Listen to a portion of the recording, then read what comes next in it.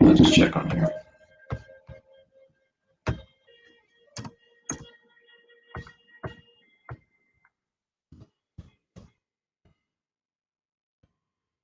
I'll talk the schedule.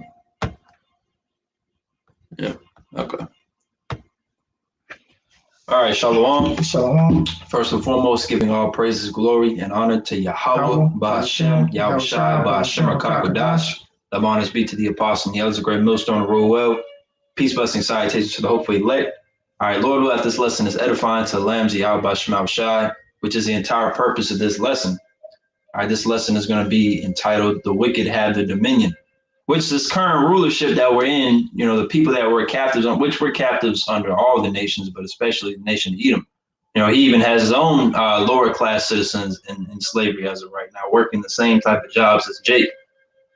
But we're going to prove that the wicked are in the power sheet, the rulership seat, which proves that we're in the end of the world right now, because that was part of the prophecy.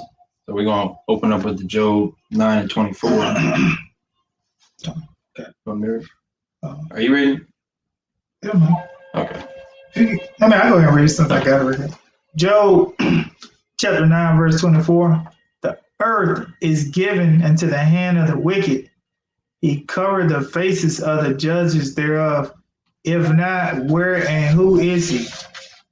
Right. So the earth is given into the hands of the wicked. So we know the wicked have the planet right now. They have dominion. Now, it didn't tell you exactly who the wicked is, but like the scriptures go into, you know, you connect the precepts, precept upon precept, line upon line, here a little, there a little. So I got this right here, which is going to show us who the wicked is, and we're going to prove that even more. And then we can also get the blessing of Esau. I was going to have the fatness of the earth. It's Malachi chapter 1 and verse. I'll just start one. It says, the burden of the word of the Lord to Israel by Malachi. I have loved you, saith the Lord. Yea, ye say, wherein hast thou loved us? Was not Esau Jacob's brother, saith the Lord? Yet I loved Jacob, and I hated Esau, and laid his mountains and his heritage waste for the dragons of the wilderness. Which people think when it says that, he just hates that individual man. He hates all the seed line of Esau, Edom. Just like when he says he loves Jacob, he loves all the Israelites. That's his people. Okay, he didn't just choose the man Jacob to inherit the kingdom of heaven. It's a whole nation of people that came out of this man. It says, whereas Edom saith, we are impoverished, but we will return and build the desolate places. And this is the result of that. You know, they went down during the time of the Romans, which their first rulership was the Greeks. They went down, came back in the Renaissance period, which ironically enough, it's not irony, all right, it's not a coincidence, but to, you know, say it like that, ironic enough, the Renaissance means rebirth or reborn. So what was it the rebirth of? His rulership. All right. And he's been here since, which was like the 1400s, 1500s it started. This is continuing on verse 4. It says, they shall build, or Slack. Thus saith the Lord of hosts, they shall build, but I will throw down. And the Lord is going to throw his kingdom down, starting with which the main capital of his kingdom right now is really Babylon, all right, which is modern day America. He's going to throw it down with nuclear fire, and it's not going to come up again. All right, it says, and they shall call them the border of wickedness, and the people, that proves that it's beyond just, you know, because it went from saying Esau to Edom, and then it said the people. So it's more than just one man.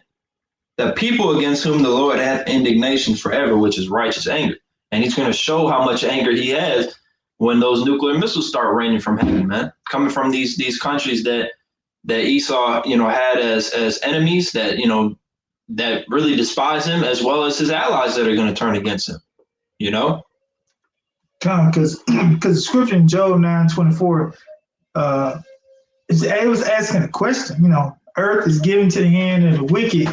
If not, where and who is he? So right now we're going through the scriptures proving who that wicked is that's ruling the whole earth. So one might say, well, wicked men have always ruled the earth, but they didn't rule the entire earth. They maybe ruled regions. When you go back to the Babylonians, the Medo-Persian Empire, they did not rule the four corners of the earth. It was just kind of like that Fertile Crescent area over, what we know today as Middle East, then, certain parts of, like Africa and places like that. And you go down into parts of like you would call Asia Minor, but they didn't rule this part of the Western Hemisphere. That's why when we go through these precepts and connect them, because I think in Genesis it said Esau is Edom, so that word is interchangeable. Even though you might read a precept say Esau, but it's talking about the whole lineage of the Edomites, not just one man Esau and the rest of Edomites. They get off scot free. Oh no. I was finna pull that Genesis 36 and I think it's 8. One to kind of go into that to prove that.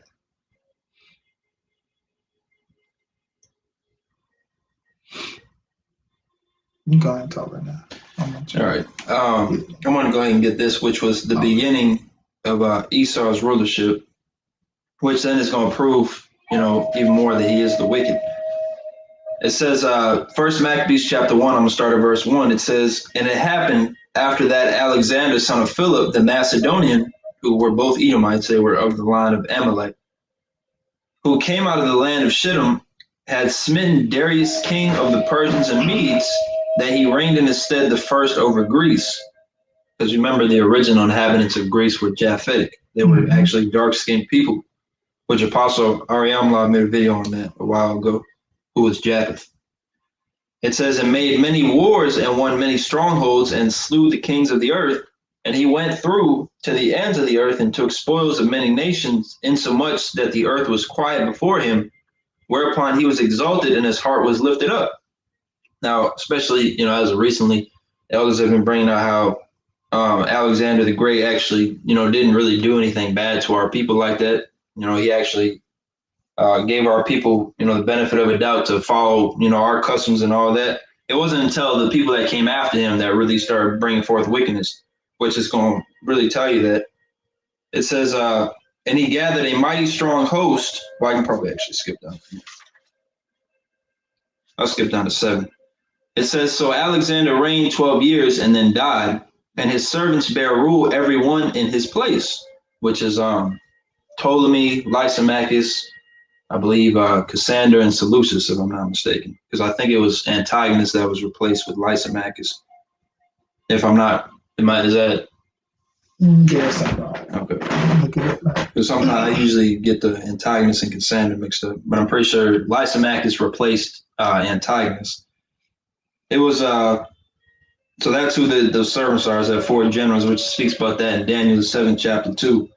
It says, and after his death, they all put crowns upon themselves, so did their sons after them many years, and evils were multiplied in the earth. So after Alexander died and they started having their own, they parted his kingdom, I believe, into 4 parts with the, 4 generals, and they went from there. And that's when wickedness really started coming forth, like Ptolemy, Soter. So I believe he's Ptolemy the first. He had created that false god Serapis Christus to unite the Greeks and the Egyptians, because his reign was over the Egyptian area. So he had created that false god Serapis Christus, who we know today is Jesus Christ. That's an example of wickedness being multiplied in the earth. And that was pretty much the point. And that shows that they're the wicked, because with their dominion, as it spreads, so does wickedness, because that's all they breathe. That's all they bring forth. Yeah, and I got that precept when I was referencing Genesis 36 and 8. Thus dwelt Esau and Mount Seir. Esau is Edom. So those words are interchangeable. If you see Edom, it's talking about Esau. If you see Esau, it's talking about Edom, because those words are interchangeable. And a lot of times when brothers might be prophesying the downfall of Esau, or the downfall of Edom, or the downfall of Idumea, or the downfall of Mount Seir, all these words are buzzwords for the Edomites. And it's a stumbling block to a lot of people, because they're just thinking, oh, that's Esau's problem. No, it's your problem. Because you're a descendant of Esau. It's just, all these prophecies, all these the different scriptures is going in on Esau. It's not just judgment, just levity on this one individual. No, it's a seed line. And that's why I got this Habakkuk 2 and 4 said, behold, his soul which is lifted up is not upright in him, but the just shall live by his faith. So yeah, it says his soul, but it's talking about all the Edomites. So it's not upright in them. But the just shall live by his faith. That's talking about, first and foremost, the elect of the nation Israel. Because 2/3 of our people, they're not living by faith. They living by sight, what they can see. They see that if they take the jab, they can get back to some kind of normality. They see if they do whatever the government wants them to do, they can, get back to the pre-COVID. They can get back to 2019 type lifestyle, being wicked and adulterous generation. That's what they want to get back to. Here it is. The Lord has his prophets out here, prophesying downfall of America. Also telling our people, hey, you need to quit, being adulterous. But here it is. The scriptures, we're going to tell you reason why you shouldn't be committing adultery with another man's wife. But they don't want to hear that. They don't want to hear that here it is, this woman, she has a man just because she wants to, lay down with you, because there's no standard in, plantation Christianity. They reason with themselves just because, you know what, she told me she got a man, I can go step out with her. She's not going to let him know that, we was together. No, that's committing adultery. But see, there's no standard in plantation Christianity. Basically, Jesus gives you a free license to do whatever you want to do, because they don't see anything wrong with that. They just see that that's her problem. She's cool with it. I'm cool with it. But see, that's what plantation Christianity breeds: adulterous generation, no standard. I got a couple for the talking about how it's more than just Esau to their descendants. The Sirach, or Ecclesiastes 41:7, it says, the children will complain of an ungodly father because they shall be reproached for his sake. So you got a lot of Edomites, well, some at least, they'll say, well, I had no part in that, or I didn't own slaves, or my family, I wasn't back then, which we know, we talk about reincarnation, so they were there or they benefit off it. But even if you're not, even if you're somewhere, you're on an island way away from Jake and you don't benefit from it, you're still of that nation. Jeremiah was a righteous man, but the Lord told him, even you are going to discontinue from your heritage. So the Lord deals with individuals, but he also deals with nations. This is a nation thing. So regardless of whether you think that you deserve it or not, because first of all, you're an Edomite. Your soul is not lifted up in you. Your judgment is not going to be righteous judgment. The Lord is the judge above all. He's going to send your whole nation into slavery. Whether you were Jacob Rothschild or some peon Edomite, it doesn't make a difference. You're all going to go and have the same fate. Come from me, back. Daniel was a righteous man. He went into captivity in the Babylonian Empire. Yeah. So, just like you're saying, Israelites going to discontinue from their inheritance. You got a righteous man. He got carried away into captivity. Now, the Lord set Daniel up, but he still was in captivity. So just because a person might say, I ain't having any slaves, my family didn't have anything to do with it. Well, shit, that was your family's fault. Yeah. Hey, they got shit to do with it. They should have had slaves. When it was, here it is, this is your time to rule, but then you don't want your reward. That ain't got nothing to do with me. Shit, you fucked up. Now it's at the end. Now the truth is coming out. It's like, shit, now here it is. We both working together, making the same amount of money, but this is your kingdom. You're supposed to actually be the head. I'm supposed to be tail, but we on the same level playing field, working by the sweat of our brow, struggling, working 5,000 jobs, trying to pay one bill.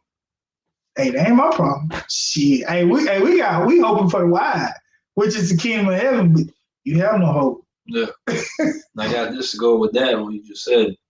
Especially the Ish people, they really have no hope because they fill themselves with so many, different fantasies. It's ridiculous. This is Jeremiah chapter 16, verse 19. It says, "Oh, Yahweh, my strength and my fortress and my refuge in the day of affliction, which the Lord is only dealing with his people. So the Lord is a fortress to his people. And specifically right now, the elect. It says, the Gentiles shall come unto thee from the ends of the earth and shall say, surely our fathers have inherited lies, vanity, and things wherein there is no profit. So you believing that your Yehuda, as you say, and all this other BS, you're going to find out that you inherited lies, and none of that was actually beneficial to you. Instead of wasting your time trying to keep our customs, which you do it half-assedly, or you be over the top, or you be adding stuff that wasn't even part of it. You'd be doing all sorts of bugged out Talmudic shit. You inherited lies. You should have been living it up. And like brothers say, you Edomites, a lot of you should have, knocked on Jacob Rothschild door and asked for some of that money. I mean, because they're Edomites, they're heartless and they don't care about most of their people. But shit, if you spent all that time going up to him, he might give you something because you're his people, man. And basically a two-time loser. Yeah. You lost on this side, and you're gonna lose on the kingdom of heaven. At least if you're losing, be wealthy. I mean, it's your blessing. Hey, you have a couple business, have people working for you. It is you working 60 hours a week. You wait on stimulus check like everybody else. Like, God dang, selfish. And the way the Lord set it up for the nation of Israel, the richest of the nation is not going to compare to the poorest Israelite in the kingdom of heaven. But on this side, you got people like Oprah and, LeBron James. They got more money than some of you other, Edomites. But this is your kingdom. So I'm saying that just shows you, Jake, I'm saying that the Lord put a spirit on, certain Jakes to excel in the wicked kingdom. Of course, they got to do unsavory things to get those goodies from the elites. But nevertheless, you got other Edomites, they not even prosper in their own kingdom. So what do you think is going to happen in the kingdom of heaven? You're not going to rise above the poorest, what you would consider the least wealthiest Israelite.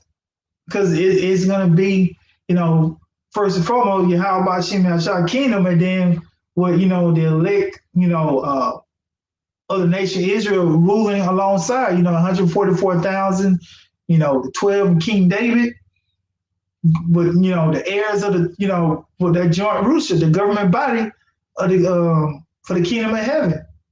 No Edomites, no other nations is part of that government. No, the part of the government you're gonna be is working. That part, when you have a government, you gotta have sanitation workers, you gotta have people to build this, build that, you gotta have laborers in the kingdom. That's where the other 17 nations come into. That's your role, is to build up the kingdom of heaven for the nation of Israel, just like we built up all these other kingdoms, other queendoms. What's that movie on Trading Places? The roles are being reversed. Nation of Israel is going to be on top, other nations on the bottom. Yeah, I actually heard probably like 30 seconds. I just pressed it real quick. GMS Birmingham, Mississippi, and Arwan was talking about how you flip a coin, somebody's on the bottom, somebody's on the top. It's like, damn. 50-50 So you can't both be up. Somebody's on the other end of that coin, man. That was heavy. Do you have anything? I got this Habakkuk 2:5. Okay. Yeah, also because he transgresseth by wine, his doctrine, his philosophy, just everything that's pushed out on the four corners of the earth that's the doctrine of Esau Edom. He is a proud man, neither keepeth at home, who enlargeth his desire as hell. How can someone enlarge their desire as hell? That's his damn devil. He brings a hellish condition. Why is it that people are burdened after working all year long about filing taxes? I mean, you got what's the dude, Wesley Snipes. He went to prison for tax evasion. It is, he been, acting all his years and and then he turned around and got to go to prison for, for taxes. I understand render to Caesar what Caesar's do, but that's a hellish condition. And is as death and cannot be satisfied, but gather unto him all nations and heapeth unto him all people. That's this damn devil, Esau Edom, man. He can never be satisfied. Like, it's not enough that he takes me when I get paid. Then I go to the grocery store, I get taxed there. Then at my job, sometimes they would do like a reimbursement. So I don't want reimbursement, because if you reimburse me for my money, it goes on my check. So I got taxed one time on this money. I take that same money and go pay for something, and then you put that money back on my check. So I done got taxed twice on the same money I made. That's fucking hell. Like, I don't want reimbursement. Like, I think about that shit. Like, no, why don't you just give me the money up front and I do it? Because if I get reimbursed, yeah, you give me the money, but I'm getting taxed again. I don't want to get taxed on the same money twice. That's hell. That's a hellish condition. But a lot of people, they don't think about it. They just think that, oh, you got $20 back. No, I don't. I already got taxed one time, Esau. It's the devil for you. This is Lamentation. Was that it on that? Yeah, that's it. Lamentations chapter 4, verse 21 to 22, which this also shows that Esau is going to be the last in dominion before the nation of Israel. It says, "Rejoice and be glad, O daughter of Edom, that dwells in the land of Uz. The cup also shall pass through unto thee. Thou shalt be drunken and shalt make thyself naked." Because once your captivity is over, you're about to go into slavery. Once the Roman captivity ended, you didn't go into slavery like how you're about to go into slavery for that 1,000-year period on the level that it's about to be on the planet Earth. This is like never seen before, is what I'm saying. Because we're going to have the fatness of the earth and the righteousness. It's going to be crazy, man. It's unfathomable. But this is what really drives it in, proving that the Edomites, this is the last dominion before Israel is ruling forever. It says, "The punishment of thine iniquity is accomplished, O daughter of Zion." So after the Babylonians went down, we went into captivity again. After the Persians went down, we went into captivity again. The Greeks, Romans, we went into captivity again. But here it is, after this one, we're going to be in the kingdom of heaven. So this has not happened yet. So this shows that the Edomites aren't done away with, and it shows that they're in power right now. And I got another scripture. And that scripture is beautiful, because Jeremiah was on the scene during that, before the Babylonian captivity. But the scripture said that the punishment has been accomplished. Well, it didn't end. Yeah, it's still here. It was still here. Israel kept going into captivity. So when did this happen? It didn't happen yet. It's right for this current captivity. This is 2 Ezra chapter 6, verse 7 to 9. It says, "Then answered I and said, What shall be the parting asunder of the times? Or when shall be the end of the first and the beginning of it that followeth? And he said unto me, From Abraham unto Isaac, when Jacob and Esau were born of him, Jacob's hand held first the heel of Esau. For Esau is the end of the world, and Jacob is the beginning of it that followeth." And that's a important thing to understand about what it means by the world. Because if Esau is the end of the world, Christians say, well, that's when the world would just be destroyed or whatever. Then how would Jacob be the beginning that follows? That means it's the end of his wicked his world, meaning his rulership, his dominion. It's going to be reset. The planet Earth is going to be refreshed. So that shows it right there. So obviously he's not done away with. Because then if he's done away with, that means the power seat's empty. And we would have been took it then. That was the case, because Jake always rises above everybody else. It's because we're being set, because they were set above us to prove a point, and for us to really appreciate righteousness and the Lord. Mm-hmm. And as the scripture saying, Esau is the end of the world, and Jacob is the beginning of it that follow. As going back to Genesis, Esau is Edom. So the end of the world, Edomites are ruling.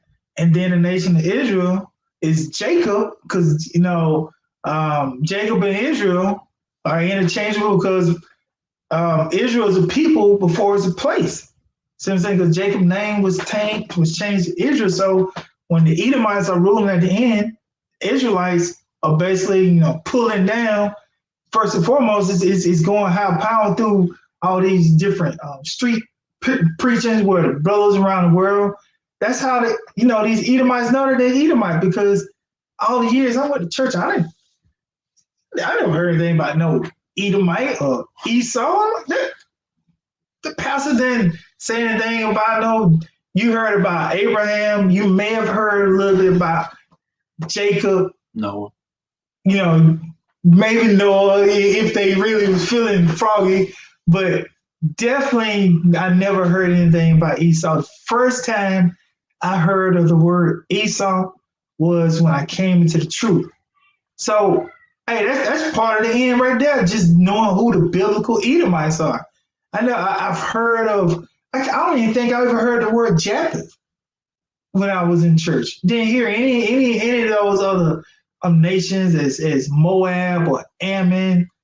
I didn't hear anything about that. It's just because we're all one people. We all one people to them.